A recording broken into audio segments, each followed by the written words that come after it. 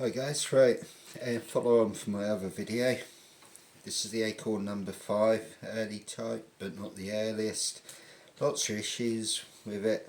It should be a good workable plane as is, but it's in not very good condition in regards to the rust and little flaws in the castings, what I've noticed.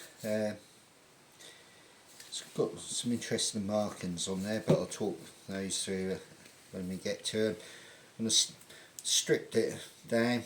I'm not going to unpin the lever cap because I can get that to not lever cap, lateral adjustment lever. I'm not going to unpin that because I can do what I need to do without having to take that completely off. I can get that all nice and shiny. There it is. Basic hand plane components. I'm now going to start. I think I'm going to start on the actual main plane body, and then we'll go through each bits at a time.